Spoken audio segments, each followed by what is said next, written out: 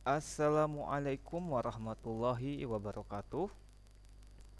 Kembali lagi di video pembelajaran kita kali ini. Kembali lagi dengan saya Imam Fadoli. Di sini di dalam video ini melanjutkan materi yang sebelumnya ya, yaitu tentang trigonometri. Di mana kalian sudah belajar sebelumnya eh, di bab awal kalian sudah diajarkan atau mengenal dan sekaligus mereview pelajaran kalian waktu SMP, yaitu tentang radian, putaran, dan derajat. Bagaimana merubah dari derajat ke radian, dari radian ke derajat, lalu kemudian diubah lagi ke dalam bentuk putaran dan sebagainya. Ya. Lalu kemudian kalian juga sudah diajarkan eh, bagaimana mencari sebuah nilai dari suatu sinus jika sudutnya diketahui.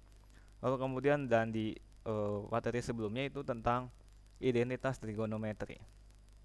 Ya. Bagaimana cara mencarinya? Bagaimana cara menghitung dengan menggunakan identitas trigonometri. Nah, di sini saya tampilkan identitas trigonometri. Jadi ini adalah sebuah acuan ya, sebuah acuan, sebuah patokan dalam menjawab soal-soal yang berkaitan dengan trigonometri. Jadi ini bentuk bakunya ya. Bentuk bakunya nanti dari sini kalian bisa ubah ke dalam bentuk berbagai macam bentuk dan bisa digunakan untuk menjawab soal-soal yang berkaitan dengan identitas trigonometri. Ya, jadi di sini selain kalian harus hafal atau harus memahami identitas trigonometri ini, kalian juga harus mampu memanipulasi atau merubah atau memodifikasi suatu bentuk trigonometri berdasarkan identitas trigonometri ini, ya. Jadi walaupun dia kalian ubah sedemikian rupa, tapi tidak boleh keluar dari hukum ini, tidak boleh keluar dari identitas trigonometri yang sudah kita tetapkan sebelumnya. Ya, sebagai contoh, di sini ada penerapan identitas trigonometri. Di sini saya punya soal, sederhanakan bentuk trigonometri kotangan alfa dikali sekan kuadrat alfa dibagi 1 ditambah kotangan kuadrat alfa. Ya. Bagaimana cara menyederhanakannya? Ya. Kalian tidak usah pusing, tidak usah bingung. Semua soal di sini atau semua soal yang berkaitan dengan identitas trigonometri ini tidak akan lari dari ini. Ya, tidak akan lari dari patokan ini.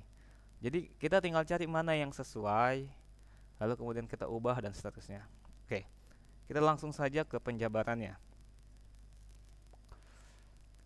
Di sini eh, kita tulis ulang ya. Kotangan alfa. Oke, di sini kan menggunakan x ya, sama aja ya. Jadi tergantung x ini sebagai simbol saja variabel. Bisa x, bisa y, bisa alfa, bisa beta, bisa z dan seterusnya. Karena di sini soalnya menggunakan alfa, tanda alfa, kotangan alfa. Kita cari mana sih kotangan alfa? Nih, lihat di poin nomor 5. Kotangan alfa sama dengan kosinus alfa, ya kita bacanya alfa karena di sini kita alfa. Kosinus alfa dibagi sinus alfa. Berarti kotangan alfanya kita bisa ubah ke dalam bentuk ini. Lalu kemudian ada sekan pangkat 2 alfa. Mana sekan pangkat 2? Lihat di sini poin nomor 8. Nanti bisa diubah ke dalam tangan kuadrat alfa ditambah 1 dibagi 1 ditambah kotangan kuadrat alfa. Mana ini? Lihat poin 9. Kotangan kuadrat alfa ditambah 1 nanti bisa berubah menjadi yang di sebelah kirinya. Ya. Oke, perhatikan. Berarti di sini lihat. Tadi kan kotangan alfa itu bisa berubah jadi kosinus alfa dibagi sinus alfa. Oke, jadi ini menjadi ini. Lalu kemudian sekan kuadrat alfa itu berubah jadi sekan kuadrat alfa. Oke, perhatikan. Oh, sekan kuadrat alfa ini kita bisa ubah ke dalam bentuk poin nomor 6. Ya. Kita ubah ke dalam poin nomor 6. Kenapa? Karena supaya lebih memudahkan. Jadi kalian bisa pakai yang poin 8, bisa pakai poin 6. Tapi di sini saya memilih 6. Kenapa? Karena nanti supaya lebih mudah, bisa aja menggunakan poin nomor 8, cuma nanti kita muter-muter nantinya ya, jadi lebih lama. Oke. Di sini kan sekan x ya, atau sekan alfa, sedangkan ini sekan kuadrat alfa. Kalau sekan alfa itu 1 per cos alfa, nah kalau dia sekan kuadrat alfa, berarti cosnya juga dipangkatkan 2 atau dikuadratkan. tinggal diikutin. Kalau di sini sekan pangkat 3 berarti ini juga pangkat 3, ini pangkat 4, ini juga pangkat 4, dan seterusnya. Dibagi, ini kan tadi sama dengan ini 0,9, berarti 1 plus kotangen kuadrat alfa itu berubah jadi kosekan kuadrat alfa. Ya. Oke, sudah. Sama dengan, oke, kosekan kuadrat alfa, jadi yang atas mah tidak berubah, yang bawah yang berubah, penyebutnya berubah. Kosekan kuadrat alfa itu berubah jadi 1 per sin kuadrat alfa. Dari mana? Lihat, di sini kita punya rumus kosekan, ya. Ini bisa pakai 9 atau bisa pakai poin 7. Kita menggunakan poin 7 kenapa? Supaya ketemu bisa sama semua. Bisa pakai poin 9 juga, cuma nanti akan lebih lama, prosesnya lebih panjang.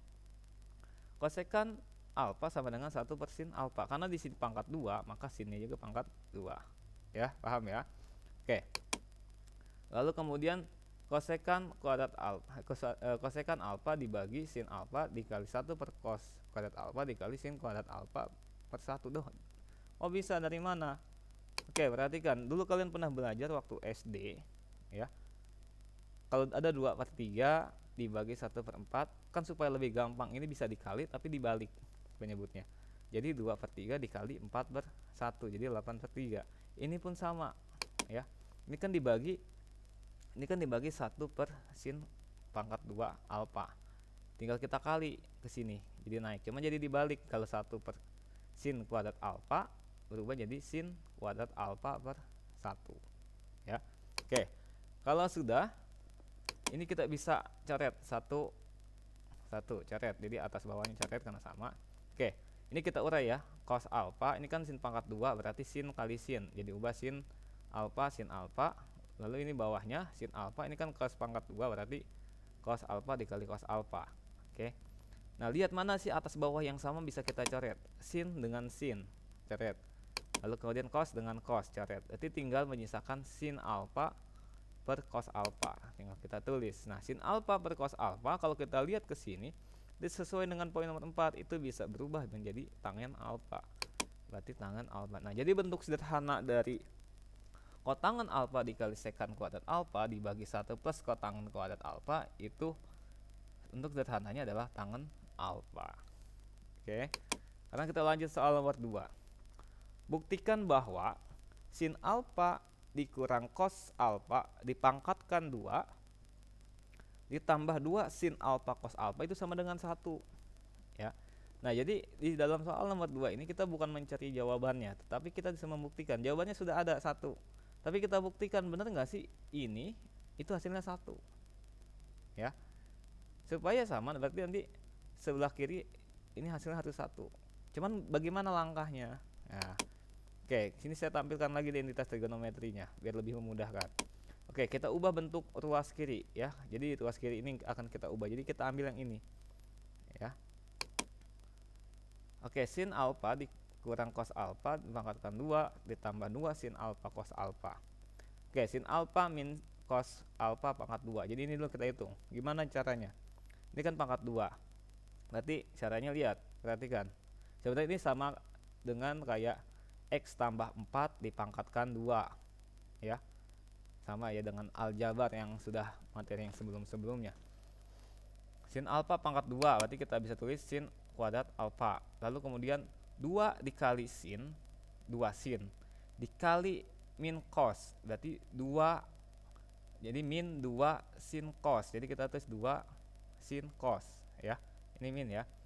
Lalu kemudian min cos alfa dipangkatkan 2. Jadi min dikali min jadi plus tandanya. Sedangkan ini cos pangkat 2 berarti cos pangkat 2 alfa.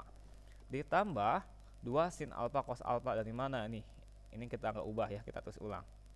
Oke, kita sudah dapat hasilnya. Lalu kita gabungkan ya. Beberapa yang kita gabungkan. Pangkat 2 dengan pangkat 2. Lihat di sini sin pangkat 2 alfa ya. Nah, ini dimajuin nih. Cos pangkat 2 alfa. Jadi plus cos pangkat 2 alfa kasih tutup kurung. Ya. Ditambah 2 sin. Ini ya, 2 sin alfa cos alfa. Nah, ini kan min 2 sin alfa cos alfa. Mundurin taruhnya di belakang. Jadi min 2 sin alfa cos alfa. Ya.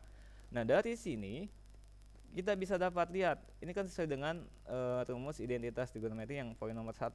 Kalau ada sin pangkat 2 alfa ditambah cos pangkat 2 alfa, maka hasilnya sama dengan 1. Berarti ini tambah ini hasilnya 1 ya. Ditambah 0, dari mana 0? Lihat, ini kan sama 2 sin alfa cos alfa dikurang 2 sin alfa cos alfa. Itu tuh sama kayak 2x dikurang 2x habis. Kan 0 ya.